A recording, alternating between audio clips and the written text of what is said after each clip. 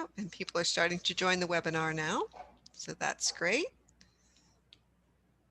So for those of you coming on board, welcome, and we will be starting shortly.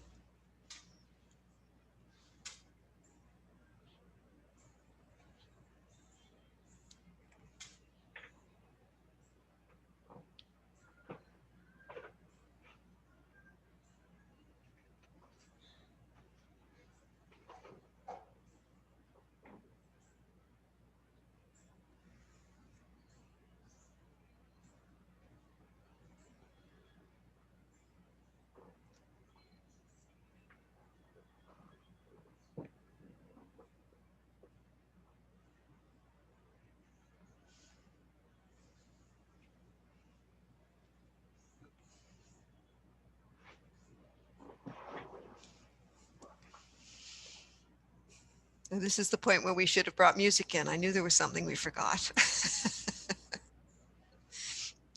Next time we'll try to remember. We'll have a little bit of music while everyone's waiting, so I can see more folks are arriving. You could always sing for us, Vicki. No, I wouldn't recommend that.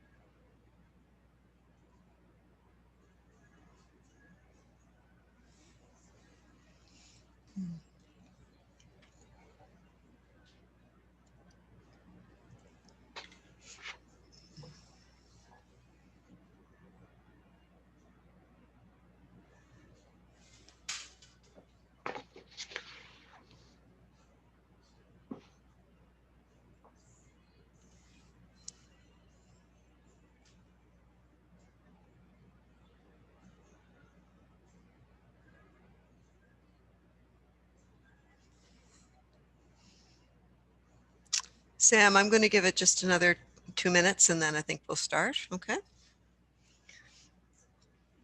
Sounds good. Okay.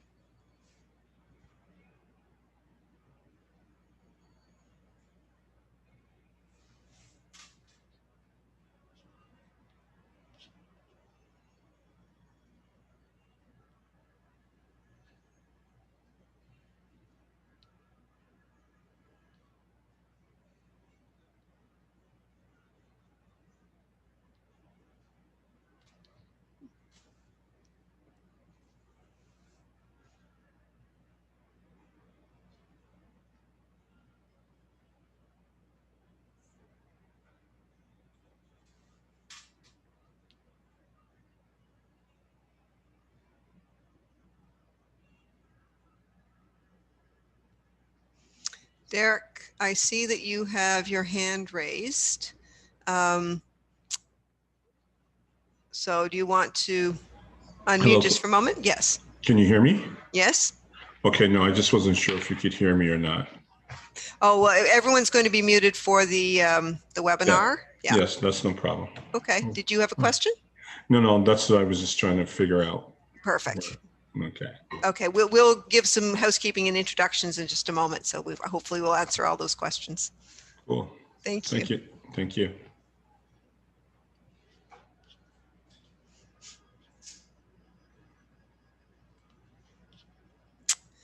Okay, Sam, maybe we'll get ourselves started.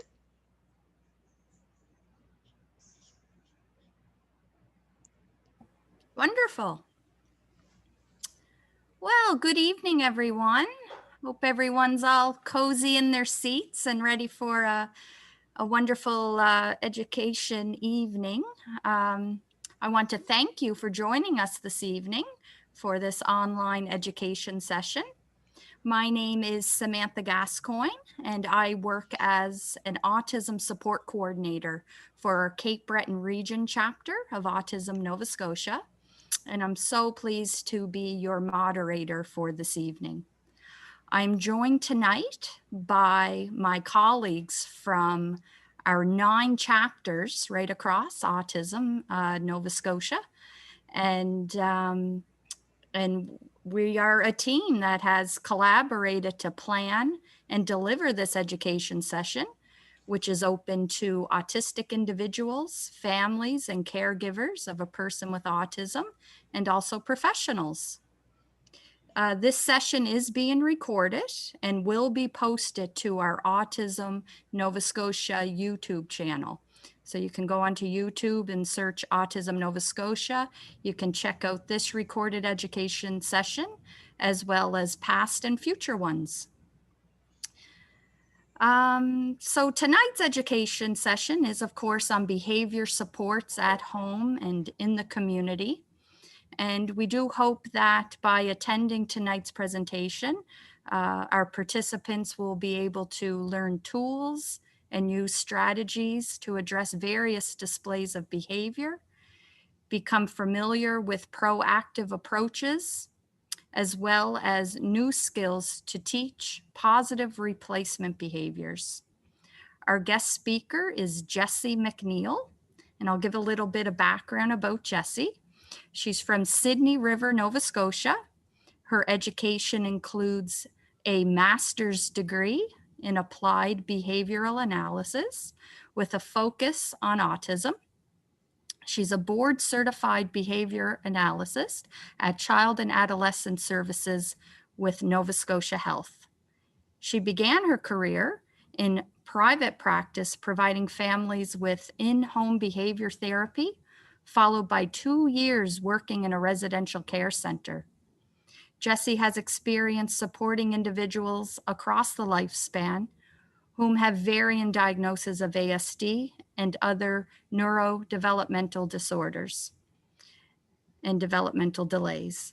Her interest in the field began after her first trip to India, where she volunteered at a foster care home for children with special needs. She believes strongly in empathy and compassion, and that every child is unique and requires individualized supports to best meet their needs and reach their goals. And we're so happy and so appreciative to have Jessie here with us this evening. Before we hand it over to Jessie to begin, there are a few housekeeping items that we want to address. The presentation is going to be about an hour long. Participants will have the opportunity to share questions using the Q&A function. So if you look down at the bottom of your monitor, you'll see a Q&A button there, and you can share questions during the presentation, and we will address them at the end. We will not be using the chat function this evening, okay? We have quite a broad audience this evening, over 100 registered, different parents, caregivers, professionals, and with such a huge audience, we will look at the Q&A, but won't be using the chat or the hand raise function this evening. So I think that about covers it. And without further ado, we'd like to give a nice warm welcome to Jessie, and she can begin. Thank you. Thanks very much, Sam. All right, so I just wanted to give a little quick disclaimer. So the session's directed towards families and caregivers who support elementary school age children, autistic children, although it can be applied to other groups as well. The purpose of this evening's education session is to provide a brief introduction to managing disruptive behavior at home and in the community. And the strategies discussed in this presentation are intended to be used with children who are displaying mild to moderate disruptive behavior. So if your child is experiencing severe and intense disruptive behaviors, or if you want more intensive supports, I encourage you to seek some professional guidance on how to address individual concerns. But this will be a broad overview of a lot of the proactive things that you can do kind of on your own as parents and caregivers that will help you to manage behaviors a little bit easier in home and in the community. If you'd like to learn more about the resources that are available in your communities to kind of address more individual concerns, then Autism Nova Scotia, each chapter has a coordinator, and their information will be shared at the end of this session, and you can reach out to them and they will help you navigate what that might look like. So just an overview of tonight's topics. Why do some autistic children display disruptive behavior? Some examples of what disruptive behavior looks like, functions of behavior, the ABCs of behavior, types of interventions, prevention strategies, which will be a main focus of our conversation, and the power of reinforcement. So starting out here, why do some autistic children display disruptive behavior? And oftentimes it is because they're trying to get their needs met. They might not have a method of functional communication, so that might kind of tie into kids who are nonverbal or have minimal verbal language abilities. So if they don't have a way to communicate their wants and their needs and to comment and share about the world around them, that can be difficult. So functional communication, when I'm referring to that, would be something like verbal skills, PECs, pro, lo, quo, to go, sign language, talking buttons, core boards, and things like that. And learned behavior, when I say learned behavior, I'm talking about behavior that has been reinforced over time. And so if a child engages in a behavior and it results in getting their needs met, then the more often that happens, the more likely they'll engage in that behavior to meet their needs. And so sometimes inadvertently we reinforce some disruptive behaviors because we think that we're helping and we mean well, but it might in turn be reinforcing that behavior. So we'll touch on what that might look like in a little while. And with skill deficits, a lot of that ties into executive functioning. And that would be related oftentimes to self-regulation, difficulty with making transitions or maintaining focus, having some trouble with flexible thinking or impulse control.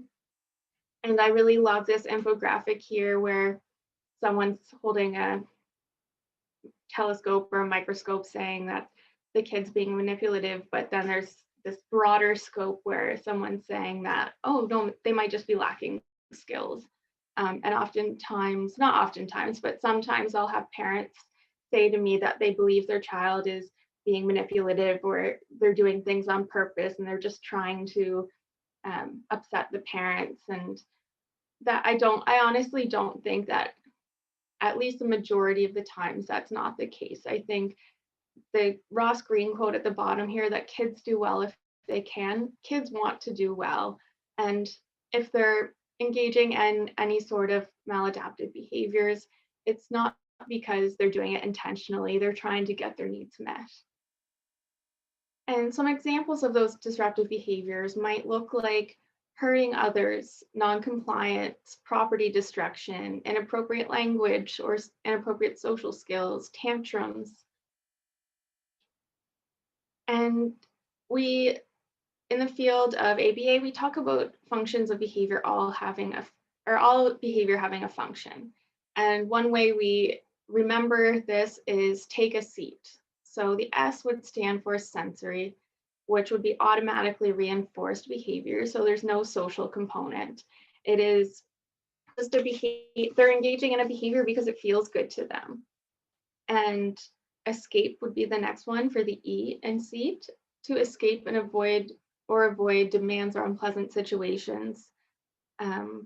Attention is the third function there, gaining attention from others. So for the escape, going back to escape, often kids who struggle with transitions or are lacking motivation or have difficulty ending one activity and starting another activity, they might engage in disruptive behavior to try to escape or avoid those situations because they're difficult for them.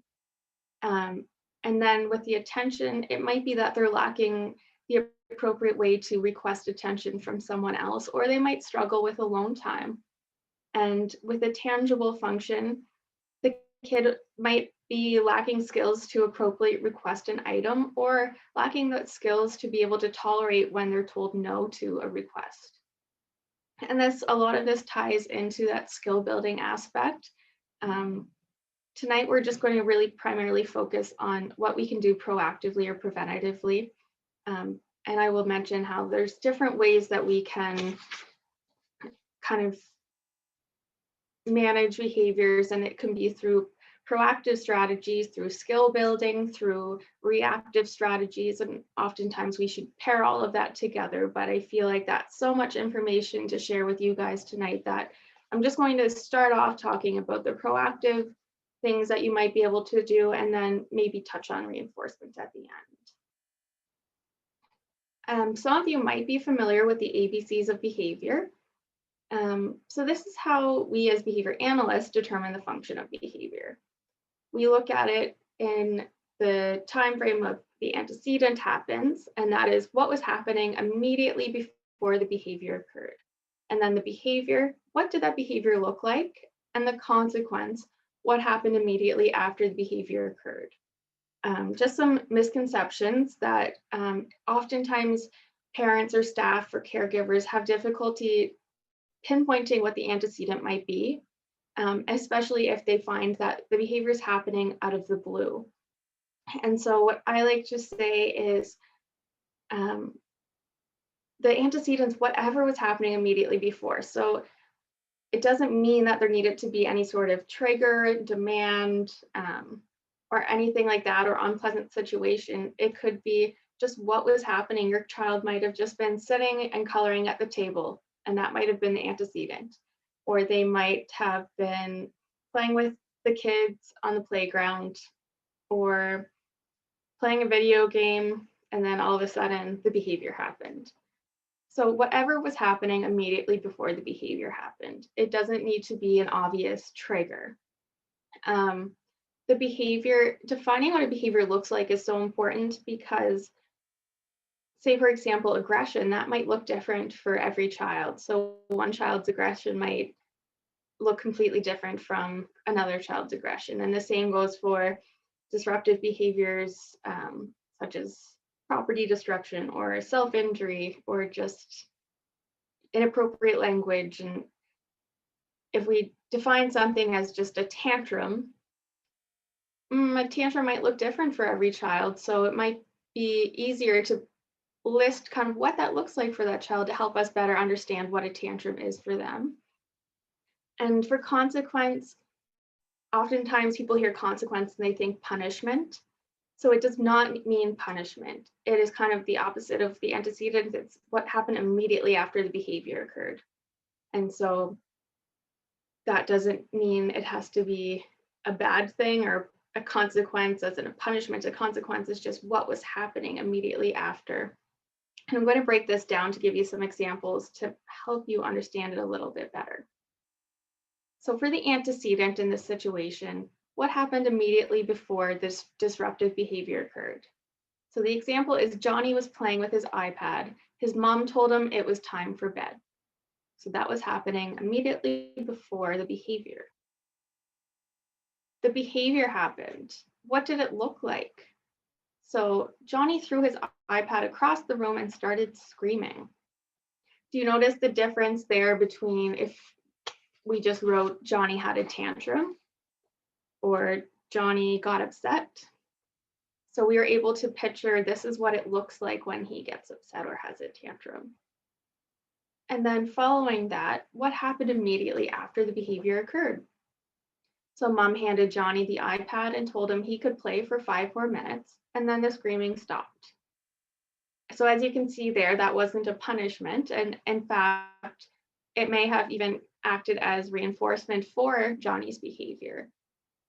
So the way that it could have acted as reinforcement is if this has happened, if it was a one-off, then that's probably not going to contribute to this behavior happening again in the future. But the more frequently that mom gives into this behavior and doesn't try to help Johnny work through that transition from iPad to bed, it's going to be more likely that in the future, Johnny is going to continue throwing the iPad or screaming because it works for him and it allows him to have more time on his iPad and to avoid going to bed at that point in time. So just breaking it down. So what happened here? Johnny avoided going to bed when told, so he escaped a demand. Johnny was able to continue playing with his iPad. He gained continued access to that tangible item, which is the iPad. And then what do you think is going to happen in 5 minutes when Johnny is told again, it's time for bed? I'm thinking that it's likely that in 5 minutes time, when mom tells him again, it's time for bed and time to put the iPad away, it's likely he will engage in disruptive behavior again. And so we want to be able to see what can we do to make this situation play out more successfully. And we don't want to see Johnny tantruming. We want him to be able to make those transitions successfully. And we don't want to be reinforcing that behavior, but sometimes it is the only thing we know how to do, or it's just what's easiest in the moment. You might be tired after a long day and you just feel like you can't deal with it right now. So let's look at how you might track the ABCs of behavior. I'm going to give a document. I've given the document to the autism coordinators or the ANS coordinators, and they will have this available to you at the end of the session. So if you reach out to them, all of these documents that I'm referring to will be available at the end of the session, and there will be their contact information for the chapters in whichever region that you're in. So this here, it's not going to be an equivalent to a functional assessment that might be completed by a behavior analyst or another clinician, but what it will do, it's going to help you to be able to notice patterns in your child's behavior. So if you fill out these sheets maybe for a week or two, just to kind of see what was happening around the behavior. So if you have a child who is engaging in aggression a couple of times a week, then maybe you might look at what time of day was it happening, how many times, or what day of the week was it, who was around, what was happening immediately before the aggression, what did the aggression look like, what happened immediately after. And then you can kind of hypothesize what you think your child might have been trying to communicate with their aggression. And that will give you a better idea of, when you look at some various strategies to use that we'll discuss in a few minutes, you'll know kind of which ones of those you might use. And I think I mentioned a little earlier that there's different ways to manage behavior. So proactively or preventatively, those are antecedent-based strategies. And that's what we're going to really focus on today. The skill building portion of teaching appropriate replacement behaviors, and reactively or responsively, which we refer to as consequence-based strategies. And so all of these preventative strategies that I'm discussing tonight, they came from a parent training program, and that's called the Ruby Parent Training Program. And what that is the Research Units in Behavioral Intervention Autism Network. And that's a team of experts, and they're in the field of autism spectrum disorder, and they are located at 5 universities or university-based medical centers. And they've spent the past decade determining different studies to develop and to disseminate and to come up with evidence-based interventions and ways to measure behavior and this is all designed to help families with children with autism spectrum disorder. And so they've put a lot into finding a program that works where there was parent training programs out there that weren't really connecting with autistic children because they were developed for neurotypical children. So they worked really hard to come up with this evidence-based approach in this parent training program. And so what I'm going to use today, most of it is taken from that program, but it's only a tiny snapshot of the program. I think if you went through the entire thing, it's an 11-week program. So we're just taking bits and pieces just to kind of help to build your capacity, to put skills in your toolbox. But if you ever get a chance to look into that, I can also provide that information. I think it's also provided at the end of this session as well. And the preventative strategies that we're going to look at are avoiding situations or people, controlling the environment, doing things in small doses, changing order of events, responding to early signs of the problem, changing how you ask or respond, addressing setting events, and using visual or auditory cues. And so one of the handouts that's going to be available to you at the end will have all of these outlined. This is just kind of a snapshot of the top half of the sheet, but it lists all of these, and then it has a blank spot next to it where you can brainstorm ways in which your family or your school or the child's caregivers can use some or all of these strategies, and you can brainstorm ways that you can use them in your own situations. The first strategy is avoiding situations or people. So you might limit trips to places that you know might be difficult for your child, such as restaurants, stores, movie theaters, places that involve waiting in line. And you can also apply that to certain people. So if your child's father asks him to do something, he might do it with no issue, but when his mom is the one asking, it might be a little more difficult for him. So maybe for now, dad might be the one that places any demands on the child. Or also your child might have difficulty playing with an appropriate peer, so maybe avoiding that peer for the time being. And this doesn't necessarily mean you're going to need to avoid these situations or people forever. And so this is just ideal until you're ready to start working on building these skills, or until you're able to find resources in your community to help you help your child build these skills. So these are not the end goal by any means. It's rather a placeholder until you're ready to work on skill building. So these are, especially this one here with avoiding situations and people. You want to avoid situations and people that are unpleasant for your child, but you also would like them to be able to tolerate some of these situations or people. And so, like I said, this is just for the time being something that you can do to try to avoid that disruptive behavior from happening. Controlling the environment. So examples would include putting locks on cabinets, locking doors from the inside of the house if your child tries to elope from your house. At school, a teacher might sit your child away from others who tend to set them off or dysregulate them. There could be partitions put around your child's desk if they get distracted very easily. In the home, maybe you could put items out of sight when they're unavailable, or you could only go to playgrounds that are fenced in. If you're going to a very noisy place and there's no way kind of avoiding that, your child has sensitivities to noise, maybe having noise canceling headphones, or during school announcements, finding a way to kind of muffle the sound, avoiding fluorescent lighting. I'm pretty sure the list could go on and on of different ways you could control the environment. So if you start to notice, and you can, even through the ABC data, if you start to notice there's little things within the environment that you are able to change that would make a big difference and make life easier for your child, then these are little things that you can do to help to manage their behavior. Doing things in small doses or steps. So instead of avoiding situations altogether, as in the first strategy, some children can handle situations for shorter periods of time.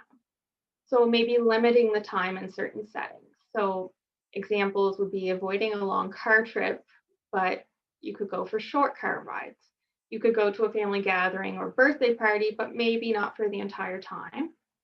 Other examples would be children who can't tolerate going for multiple errands with their parents, but maybe a single trip to the grocery store can be successful for them. This may also play a role in activities of daily living or just fun everyday leisure activities. Your child might be able to tolerate some steps of it, but not all. So maybe you can just provide extra assistance for the different steps. And over time, you might be able to increase the amount of time your child is able to tolerate in these situations. And so then again, that's where that skill building piece comes in. But for the time being, something fairly simple that you're able to do is just to make things happen in smaller doses and then build upon your successes as they come. And the next one here is changing the order of events. So this can be especially helpful for children who have difficulty stopping an enjoyable activity and then asked to comply with a demand. It's really hard if your child's engaged in something that is so highly preferred to them, like the iPad, and they're watching their favorite video, and then you ask them to put it away to go do something that they don't really see any value in, and they don't have very much motivation to do that. So maybe you could switch it around and have the child comply with the demand first and then have access to the iPad. And so some examples might be if your child becomes aggressive when asked to put away their Nintendo Switch in order to take a shower, you might change that. So in your schedule of events for getting ready, either in the morning or getting ready for bed, shower needs to happen first and then the Nintendo Switch can be available. So just reversing different orders of events that happen throughout your child's daily schedule. And you may pair that kind of with first then boards, and that pairs into the use of visuals and auditory help as well. So responding to early signs of the problem. So I'm talking about precursor behaviors, which are just warning signals essentially. So you as parents or caregivers or teachers, you are the experts on the child's behavior because you probably spend the most time with this child. So you notice and you can pick up when the child's behavior is starting to amp up. And so that would be the time to then step in to kind of help them to see what can you do to bring them back down, to calm them, to regulate them. And so rather than waiting for it to turn into a full-blown behavior, you might be able to help provide assistance during these early signs of the problem. So an example might be, it might be a look that your child has in their eyes and you know, okay, they're starting to get agitated. Or maybe they'll start crying or talking loudly. One way to intervene would be to distract the child, to change or change up the demand that's being placed, maybe redirecting them to a different activity or a different area, removing your child from a stressful situation to help them calm down and regulate, and providing extra assistance. So if your child's in the middle of completing a task and they start to become dysregulated and show signs of some disruptive behavior coming on, you might be able to keep that demand on and have them still complete the task, but rather than expecting them to do it as independently as you are currently expecting, you might ease up on that expectation. You might provide more prompts. You might provide more assistance and support. And just some more examples there of maybe some possible warning signs. So maybe some children might start to stim more intensely when they're starting to become escalated, or they might start pacing back and forth. And the next one here is changing how you ask or respond. So no is a trigger word for many kids. And so avoiding using the word no is one way that you can address this by using alternate phrases and providing choices. So choices could be when they're being denied something or when you're requesting them to do something or placing a demand on the child. So instead of saying no to a request, you could say, well, that's not available, but these are 2 or 3 things that are available. And even providing choices when making requests. So if it's an academic task at school, rather than saying, this is what you're doing, you might say, here's 3 different activities that we can do. Which one would you like to do first? Or which one would you like to do today? And using humor is a good way that you can change how you ask or respond. Getting creative and making demands fun, and giving your child notice for when transitions are coming. And that ties into that executive functioning piece. But for me, I think it is so important to integrate as many choices throughout the day as you can for children, just to help them to have autonomy, because oftentimes we don't realize how many choices we might be making for a child, what they're going to wear today, what they're going to eat today, what games they're going to play today, where they're going. Even as simple as giving them juice, if instead of just giving them a glass of juice or asking, do you want juice, you might ask, what kind of juice do you want? And just those little things will make such a big difference in just allowing your child to have a voice. Setting events is a huge thing that we often can kind of overlook, and that the way it ties into the ABCs of behavior would be that a setting event would happen before the antecedent. So it would be setting event, antecedent, behavior, consequence. So setting events are conditions or situations that affect your child's behavior. And so I have some examples here: tired, worried, sick, in pain. It might be too noisy. Your child might be really hungry, might have forgot a dose of medication. They might be sad. There might be an element of surprise, might be a chaotic environment. This is just a few of the setting events that might contribute to your child's behavior. But the way that this would impact your child is, say if there's a certain demand that your child is able to typically tolerate, but today they might have had a really poor sleep or they're not feeling well, and then you ask them this demand, and then all of a sudden this big behavior comes out of nowhere, and it's not something that's typical of your child sometimes. It's just important to be able to make note of those things, to say, okay, maybe we need to go about today a little bit differently because little Johnny is, in pain today. He has a big bruise on his knee, and I can tell that it's bothering him. So maybe he doesn't need to play in gym class today. So just kind of being aware of kind of what things are happening in your child's life that might be contributing to their behavior. Auditory and visual and auditory cues. Oftentimes I'll have parents not understand, like if I try to recommend helping the child with visuals, they would say like, well, my child is verbal, they don't have any issues with that. But sometimes what the visuals do, and sometimes visuals don't need to be just pictures, they do writing as well, they would help your child process information. And that again ties into that executive functioning, which is such a huge piece.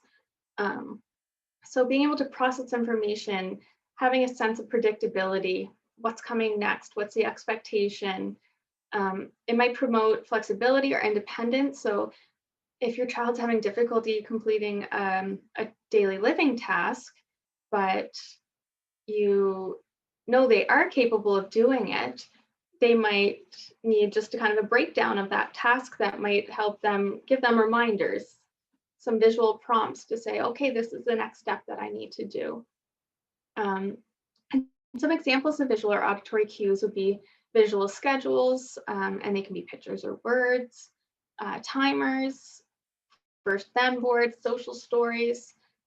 There's so many apps out there now, I don't even know half of them, but I do have a list of some. It's a non-exhaustive list, so it just has some that are available. You can definitely find more. I just wanted to ensure that I provided you with a few that are available if you want to look for some visual supports or auditory supports. And when it comes to visual supports too, the coordinators at your ANS chapters are able to help you with this. So if you have some visuals that you're looking for and you don't know how to access them, you can reach out to the chapter coordinator and ask them if they can help you either navigate how to find them or if they can make them for you.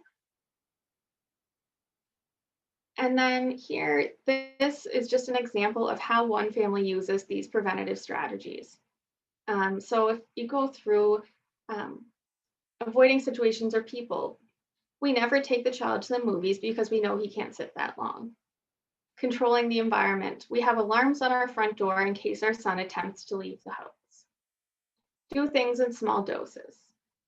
When we go to my other son's basketball games, my husband takes our son for a walk after being in the gym for 15 minutes. Changing the order of events. We used to let the kids watch TV while they ate, but they never seemed to finish, so we kept yelling at them to eat and decided now there's a rule that we have no TV until after dinner. Responding to early signs of the problem. We can usually tell when our son is no longer able to sit in a restaurant, so as soon as we see him becoming antsy, my husband will take him for a walk. And it's important, I'll go through the next ones here as well, but it's important that to remember that behavior change takes time too. So expectations are going to be different when you start to implement some of these strategies, and routines might be new or surprising to the child. So it's not like you're going to use some of these strategies and then right away, oh, you're going to have, everything's going to be great. I like to compare it to kind of the world that we're in right now with COVID and how we're learning to live with a new normal. So if your family has been living one way for a period of time, and then you start to change kind of things within that, then your child's going to take some time to adapt. So it will get better and will get easier with time, but just don't feel upset when things don't happen right away. So just finishing up here with the rest of this family's examples is changing how you ask or respond. With our son, giving choices often lessens non-compliant behavior. So for example, before bed, we offered the choice between two books.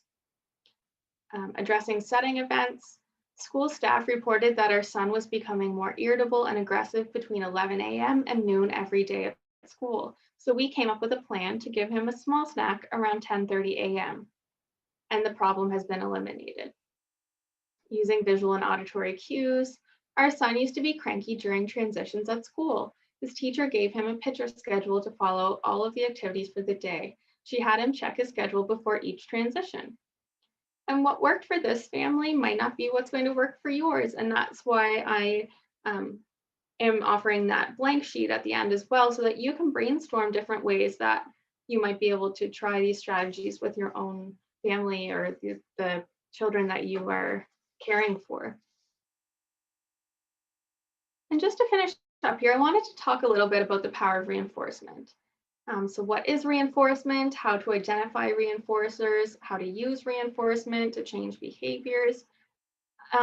There's a lot to learn about reinforcement. So this is just a very brief overview.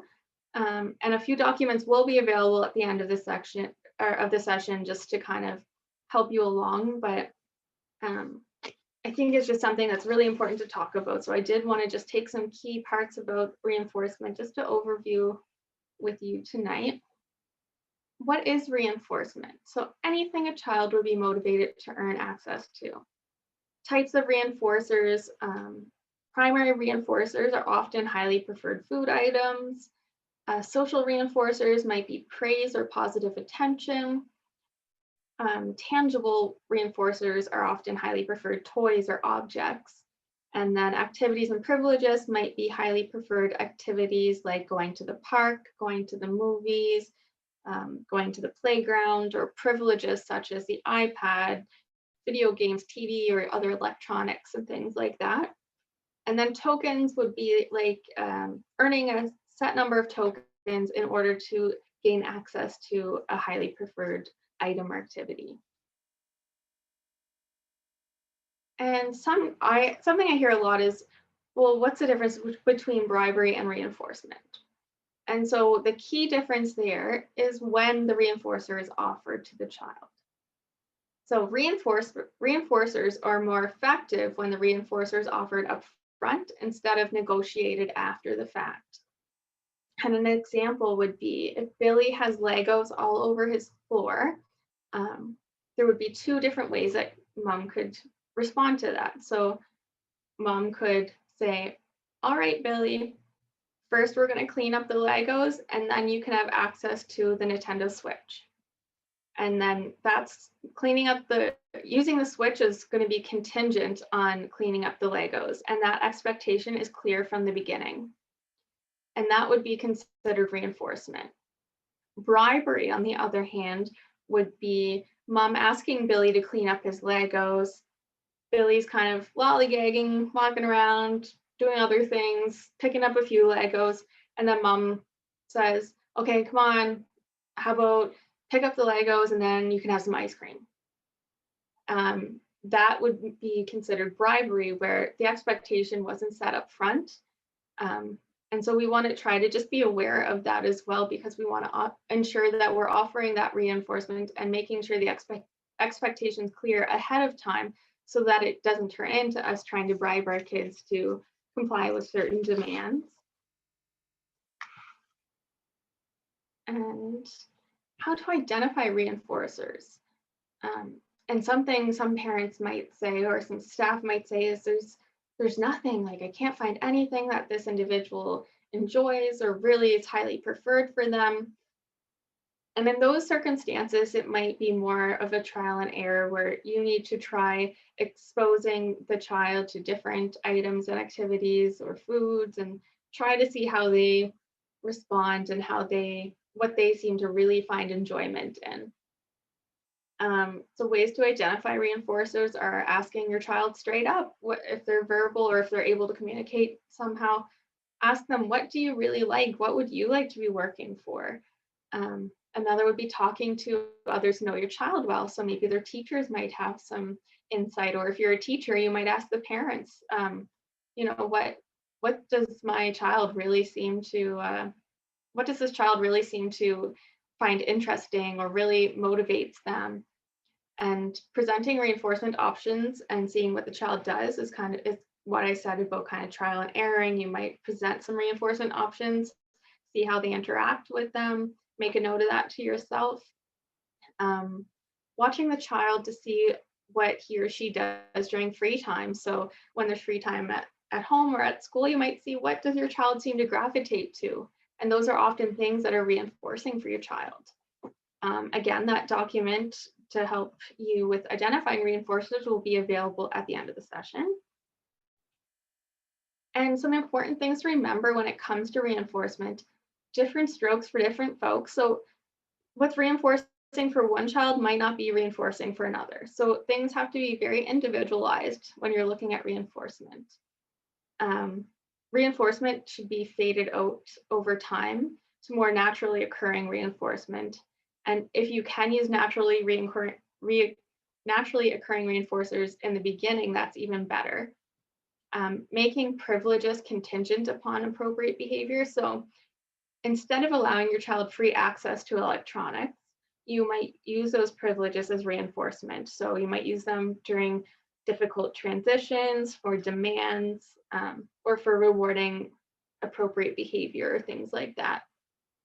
And then rotating reinforcement and offering different options when all possible, just so your child doesn't get sick of kind of the same reinforcers and then you're looking for a new one all the time. So having an element of surprise too can even be one way. I know that there's a kiddo that I'm working with that the teachers and the parents are finding a really hard time finding things that were reinforcing and motivating for this kiddo. So we have a surprise bag that they can't see what's in it, but they know they can pick something out of it. And just the element of surprise itself is reinforcing enough that they get really excited and motivated to work towards that. And reinforcers might change with age. They might even change for the child every other day, every week. So if you do determine kind of a list of reinforcers, it's important to kind of regularly be checking in to see, are these things still really exciting for this kid, or maybe do we need to find some new things, or do they have some new interests this week? And how to use reinforcement. So there's 8 steps that are listed. selecting the target behavior to reinforce, keeping the behavioral requirement reasonable. So we don't want to put expectations on a child to do something that we know is going to be extremely difficult for them to do, or that they don't have the tools to do so. So we want to meet them where they are and then build upon that, and then decide how often the reinforcer is going to be given, and make that also clear to the child ahead of time. We're not trying to be sneaky about it. We want the child to be a part of their own programming and things that you're going to be implementing with them, and be aware of that. And so you can even ask them how often they feel that they should get reinforced for certain behaviors. Applying reinforcers closely after the behavior is a really important part.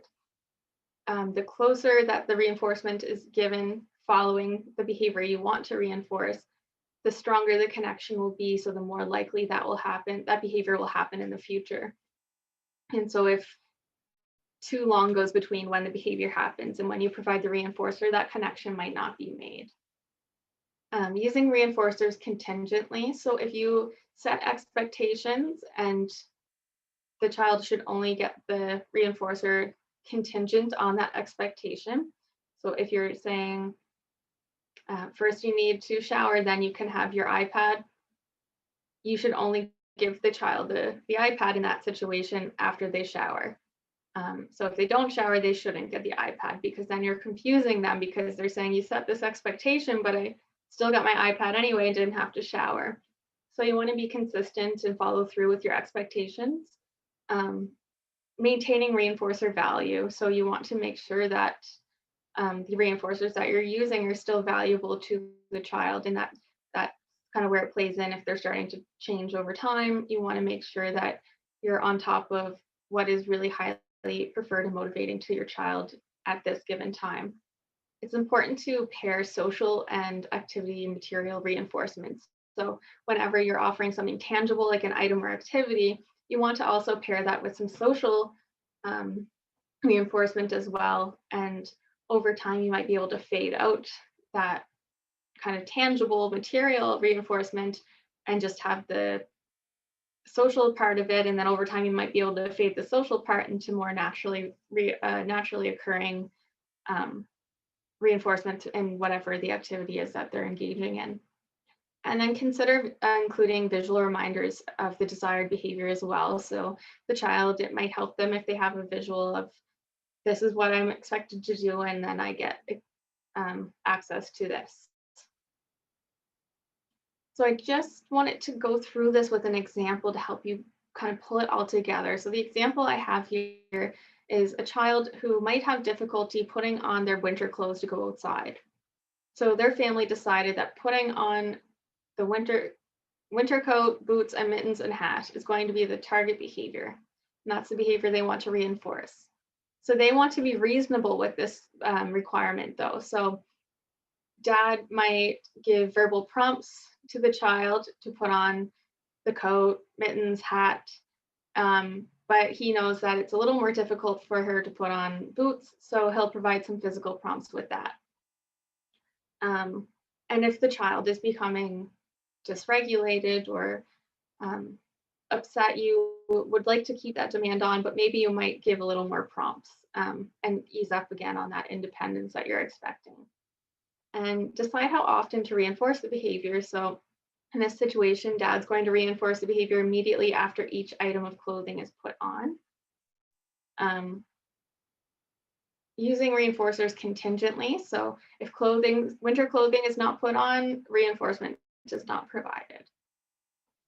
Maintaining reinforcer value. So in this case, this family is using a token board. So they're asking the child even beforehand, what are you going to work towards? So you're going to get a token for every item that you put on. And when you have, I think, winter coat, boots, mittens, hats. So if you have 4 tokens, you get access to, and they might choose what that is, parasocial and activity material reinforcement. So dad might provide that token, but at the same time, he might give a high five and say, great job.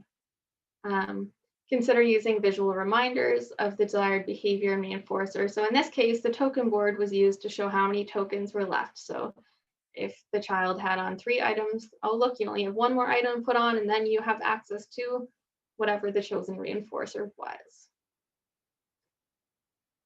And it doesn't have to be a token board for that reinforcement. It can be, you can offer something, just going back here, it could be something kind of immediate. So if it was a food reinforcer, if it was a Smartie, they might get a couple of Smarties each time.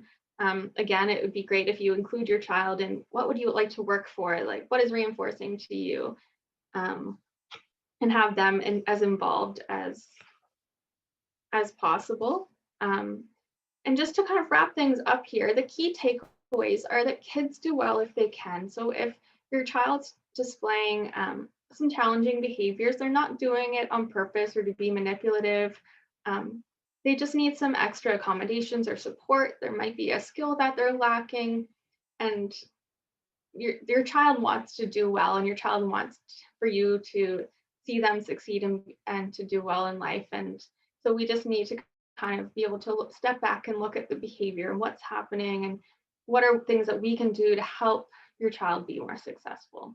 Are there skills that maybe they could build upon to help them be more successful? And all behavior is a function. So that goes back to thinking about the ABCs around your child's behavior. So what's going on, what's happening beforehand, what's happening immediately after. Are there certain times of day that are more challenging after you start kind of keeping track of that? You might notice, oh, it always happens around this time of day, or it usually happens when this person's present, just to kind of give you a better idea of how you might go about approaching providing those additional supports or using strategies. So there are things that we can do as parents and caregivers that will prevent disruptive behavior from occurring. And if it won't prevent these behaviors from occurring, it might help them from escalating. So instead of things turning into a full-blown meltdown or tantrum, maybe you are able to kind of see some more minimal behaviors that you're able to step in and respond to and help your child to regulate and provide that additional support that they need in that moment. And when at all possible, we want to provide reinforcement for behaviors we want to see more of. And we want to avoid punishment at all costs. So we don't want to, we don't want parents to be punishing kids for engaging in challenging behaviors. Rather, we want you to be reinforcing more appropriate behaviors when you see them. And so the list of resources that I have are an ABC data collection sheet, the preventative strategies handout, and reinforcement documents. So they'll be available through each of your chapters.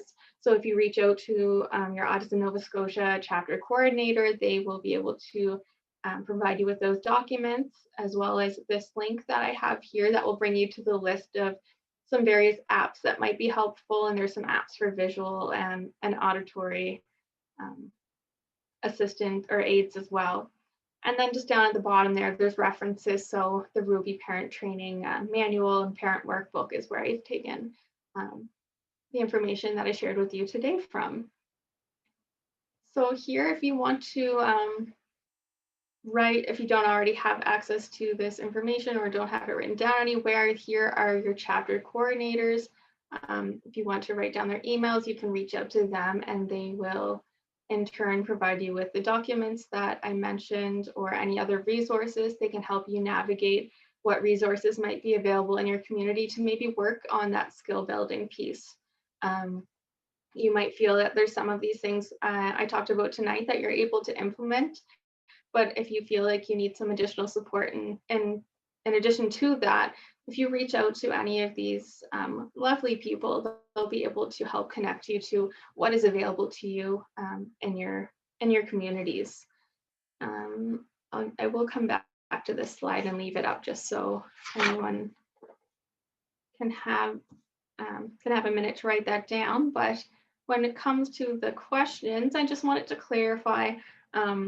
So there is that Q&A that you can put a question in if you have one. We might not get around to all of them depending on how many questions we receive. I just wanted to let you know that I can't give specific individualized advice this evening. I would need to learn more about your child and the circumstances that you're facing. but I can kind of provide a broad generic answer to try to help out with any of the questions you might have. So I'll just leave this up on the screen here for if you want to take down this contact information, but I'm going to turn it over to Sam. And if you guys have any questions, she will be the one to kind of tease through them.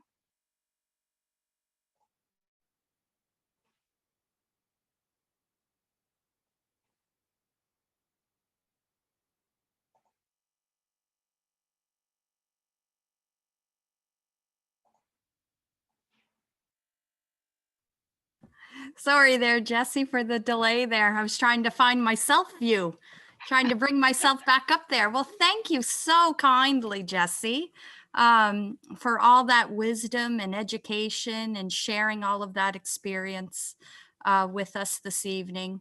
I found it very helpful and relatable to listen to the examples, like the true life relatable examples, and knowing that we can put some of those strategies to action with the handouts is very helpful. So I was able to sort of just relax knowing that you're going to have all that stuff in order for us. So that is great. And just a reminder to our audience watching that we can help you out with those handouts as well.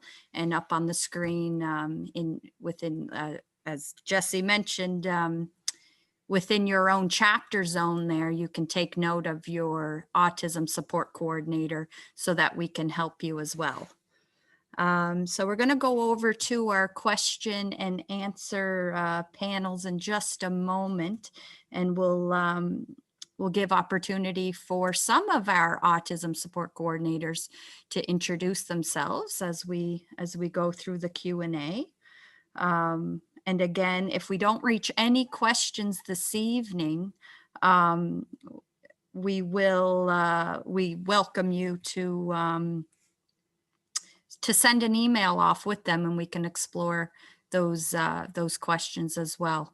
So again, you can look down to the bottom of your screen and find the Q&A button, and you'll be able to type in your question there. I'll invite Leah from Churro chapter to the screen, and she can introduce herself and review the first Q&A. Thanks, Sam. Thanks, Jessie. That was a fantastic presentation, and I very much appreciated your emphasis on environmental factors and the individuality that comes into play and how the needs of everyone is very unique.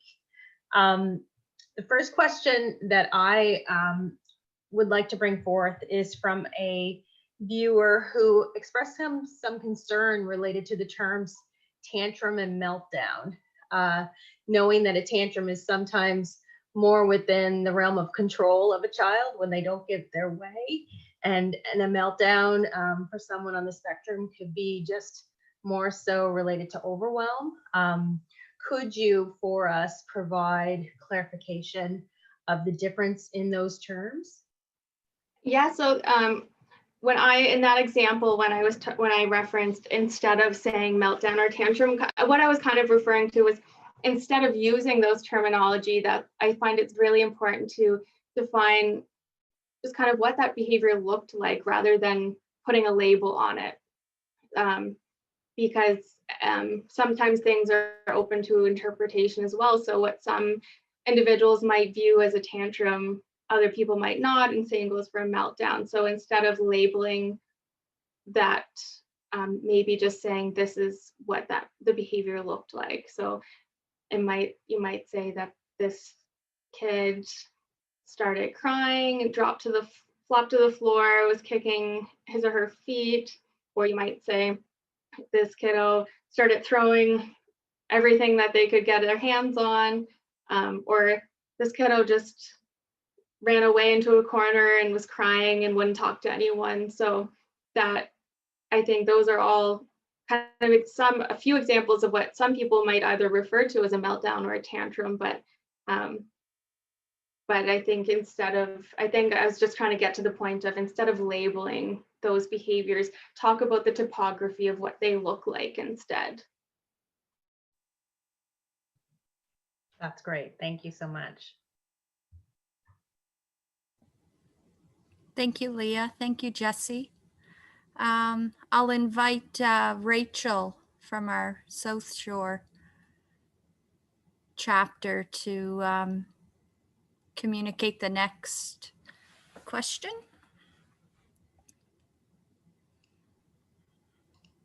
Thank you, Jessie. Our next question that we have is, what are some examples of naturally occurring reinforcers? So one example is oftentimes social reinforcement, so praise or attention, is a more naturally occurring reinforcement, as opposed to something that's tangible that you're kind of adding into the equation. But an example that I like would be if you're teaching a kid a skill. So if you're teaching a child how to make a sandwich, but they are really having a difficult time in that learning process, and you're trying to provide extra reinforcement so that they can learn this, eventually you don't need to be offering reinforcement, and that sandwich itself might serve as reinforcement because this child might be able to make a sandwich for themselves. So in order to teach them how to do that, we might have had to offer some reinforcement to try to motivate them to go work through the steps. But after a while, you can fade that out, and they can go and they can independently make a sandwich, and then they can be naturally reinforced by having a sandwich to eat. And that can go for various other skills as well. Thank you.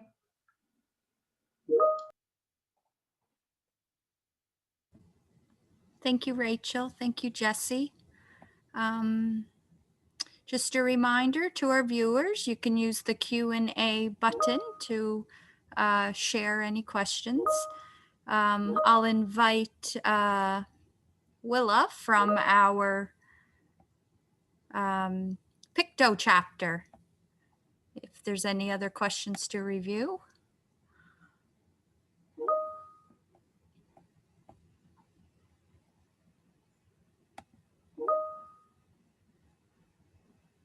Thank you, Willa. Hi, thank you, Jessie, for such an insightful presentation. I am just looking for another question, and I don't see it. Just a minute.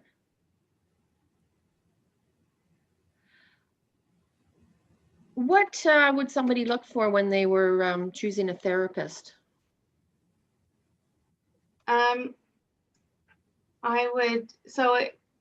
I guess it would depend on what the child's or what the family's specific needs are and what their goals are, and what's available in their community. So I'm not sure, is this like are you talking about like a behavior therapist or a mental health clinician, or?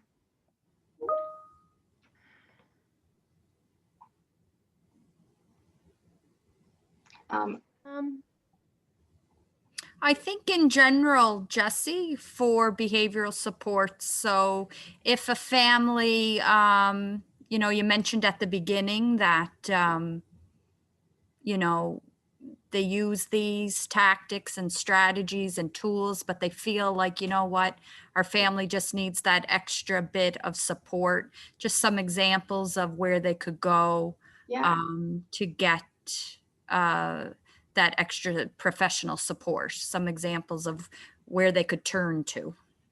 So I think, so some examples, I'm just thinking from my own clinic.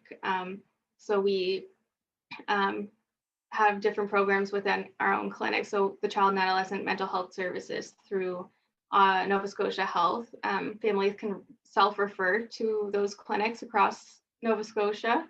And there's, at least at our clinic, I'm not sure about what the other ones look like. We have some behavior interventionists who are able to work under clinicians, and they're able to go into the home and help families work on different skills or any challenges they might be facing. And kind of something similar to that as well, I think Strongest Families has some resources available Here in Cape Breton, there's somewhere called Family Place, and that's a resource center as well. So I think it really depends on what region you're in. And I think we talked about, so if you want to reach out to your chapter coordinators who are listed on the screen here, they can help you navigate what resources might be available to you and what might be a good fit for you and your family. Excellent. Thank you, Jessie. You're welcome. I'd like to invite Annette from our Southwest chapter, Annette Muse. So so that seems to be the end of the questions, but we do have lots of comments as well. And some of the comments are just thanking you for all the resources and links that you've provided. So people are excited to get out there and research a little bit more and check out all those resources and links. So just a thank you for providing those to the No participants. problem. Wonderful. Okay. Well, again, Jessie, we want to thank you for all the time you've took, not only this evening, but in preparation for this education session. And I'd like to take this time to thank all of our team of Autism Nova Scotia to provide this. I work as a support coordinator, but I'm also a mom and enjoy them thoroughly. A couple of things to note, our next education session is scheduled in January. So we usually try to go every second month. So we'll skip December, and at the end of January on the 28th, we'll be exploring employment supports and programs for young adults and adults. So we're looking forward to that one. So you can watch your local chapter social channels and Autism Nova Scotia website and Facebook and such for more details surrounding that next education session. And before you sign off as well, we'd like to let you know that we want to hear from you. And we have a short survey of about just 5 or 6 questions that will give us some insight on how we're doing with these and how we can move forward. So that survey is going to pop up on your screen before you sign off. If you just don't have the time to do that right now, that's okay. We're going to send it to your email as well. We're going to track you down one way or the other. So if you could take just a minute to fill out that survey and provide any feedback, that would be wonderful. And thank you for coming here. I wish we could see you all and give you a virtual, I'm giving you a virtual fist pump right now for joining us tonight. And we do appreciate you joining us, and we hope that you stay well and safe. And is it too early to say happy holidays? I'm just going to say it anyway. Happy holidays. And thank you to our team here for joining. Thanks again to Jessie for all of her time with this wonderful education session. And thanks for having me. Well, I'll sign off with a warm farewell. Take care, All right. everyone. Take care.